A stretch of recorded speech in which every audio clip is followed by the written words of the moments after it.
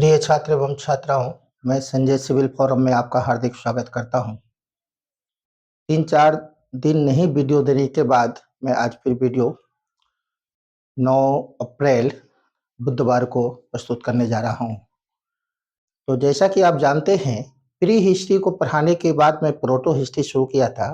There are 3 types of ancient history in India. First column is pre history, second column is proto history and third column is historical history. तो pre history को मैं ancient history में पढ़ा चुका हूं और proto history के तहत इंडस वैली सिविलाइजेशन में कई वीडियो में प्रस्तुत कर चुका हूं, विस्तार पूर्वक बता चुका हूं। और प्रोटो हिस्ट्री के तहत ही मैं बताया था वैदिक काल, इसकी प्रथम फेज ऋग्वेदिक काल जो 1500 से 1000 बीसी में इंडिया में है, और दूसरा फेज में उत्तर वैदिक काल 1000 से 600 बीसी है। तो ऋग्वेदिक काल प्रोटो हिस्ट्री के तहत, फ्रेंड्स ध्यान दीजिए, प्रोटो हिस्ट्री के तहत ऋग्वेदिक काल, तो ऋग्वेदिक काल जिसे 1500 बीसी से लेकर 1000 बीसी इंडिया में माना जाता है।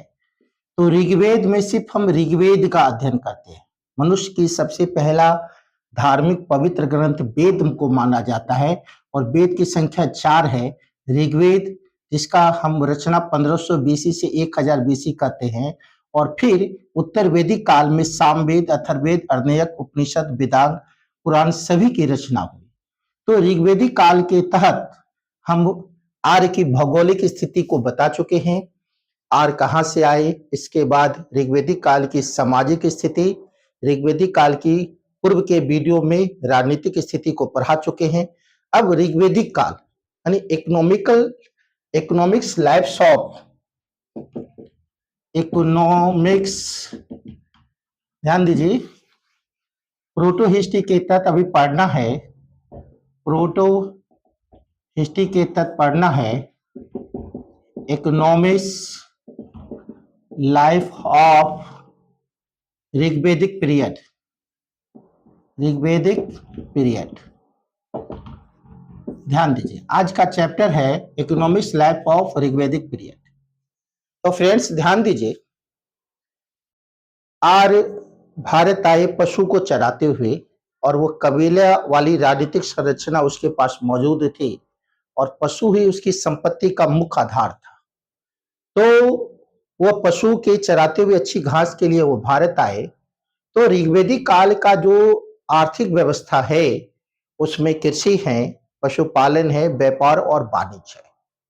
तो ध्यान दीजिए, ऋग्वेदिक काल की जो कृषि व्यवस्था है, उस समय लोग अस्थायी जीवन व्यतीत नहीं कर रहे थे, एक स्थान से दूसरे स्थान जा रहे थे। तो ऋग्वेदिक काल के 10,462 मंत्र में मात्र 24 बार कृषि का जिक्र आया है। तो ऋग्वेदिक काल के अंतिम अवस्था में वो कृषि करने लगे, और वह कृषि जो करते थे उस समय जूते हुए खेत जो होते थे, जो उर्वरा शक्ति ज्यादा होती थी, जिसमें खेत में जुताई होता था, उसको उर्वरा कहा जाता था। उसको क्या कहा जाता था? उर्वरा, यानी जूते हुए खेत को उर्वरा कहते थे। और लांगल को हल कहते थे, यानी हल के द्वारा खेत की जुताई होती थी, तो लांगल को हल कहा जाता था। और ब्रिक यानी बैल के माध्यम से खेत की जुताई होती थी, और खेत में अच्छी पैदावार के लिए खाद का प्रयोग होता था, जिसे करिस कहा जाता था। यानी गोबर के खाद को ही खाद बनाया जाता था, जिसे करिस कहा जाता था। फिर ध्यान से सुनिए, जूते हुए खेत को उर्वरा कहते थे, लांगल हल को कहते थे, ब्रिक बैल को कहते थे, करिस जो है गोबर की खाद होती थी, और वो जो फाल होता था वो लकड़ी का बना होता था, है ना, वो फाल, उसे फाल कहा जाता था। प्रिजन बादल को कहा जाता था। तो ऋग्वेदिक काल के अंतिम अवस्था में कृषि होने लगी, और कृषि का 24 वार में ऋग्वेद के चौथे मंडल में, जिसकी रचना वामदेव की है ऋग्वेद के चौथे मंडल का, उसमें कृषि का 24वां जिक्र आया है। यानी कुल 10,462 मंत्र में कितनी बार मंत्र में कृषि का जिक्र ऋग्वेदिक काल में आया है? तो 24 बार आया है। और उस 24 बार में जो जो मुख्य बातें थी, हम आपको वीडियो में भी बताए हैं कि उस समय उर्वरा खुते हुए जो है वो जोती हुई खेत को कहते थे, जिसकी उर्वरा शक्ति अच्छी होती थी, अच्छी जमीन को उर्वरा कहते थे, जिसमें पैदावार अच्छे होते थे। हल को लांगल कहते थे, ब्रिक को बैल कहते थे, करिस गोबर की खाद को कहते थे, प्रेजन बादल को कहते थे। तो ऋग्वेदिक काल में यह हम कृषि देख रहे हैं कि थोड़ी मात्रा में होने लगी, लेकिन उत्तर वैदिक काल में संपूर्ण अर्थव्यवस्था का आधार सबसे ज्यादा कृषि ही हो गया। अब बात होती है कि ऋग्वेदिक काल में जो पशुपालन है, जो पशुपालन है, तो ऋग्वेदिक काल में भेड़ बकरी, यानी अभी माने भेड़ होता था, अजा माने बकरी होता था। इसके बाद भेड़ बकरी के अलावा गाय वो लोग पालते थे, बैल को पालते थे। लेकिन ऋग्वेदिक काल की सबसे महत्वपूर्ण पशु गाय थी, और गाय को अष्टकर्णी कहा गया है। और उसके कान के पास 8 जो है छेद किए जाते थे, और उसमें बहुत सारे चीज को उसमें जर दिया जाता था। इसलिए गाय को अष्टकर्णी यानी दुख का हरण करने वाली जो हमारी पशु है वो गाय माता ही है। तो ऋग्वेदिक काल में सबसे पूजनीय पशु गाय को माना गया है। गाय को गविष्टि भी कहा गया, यानी खोज करने वाला। यानी गाय की खोज के लिए वो हमेशा एक स्थान से दूसरे स्थान जाते थे। तो ऋग्वेदिक काल में पशुपालन का जो सबसे मुख्य आधार है वो जो है वो सबसे महत्वपूर्ण पशु गाय है, जिसे अष्टकर्णी यानी दुख हरने वाली और खोज करने वाली गविष्टि कहा गया है। इसके अलावा भेड़ बकरी बैल और गाय पाले जाते थे। तो ऋग्वेदिक काल में कृषि के बाद पशुपालन भी आए हैं।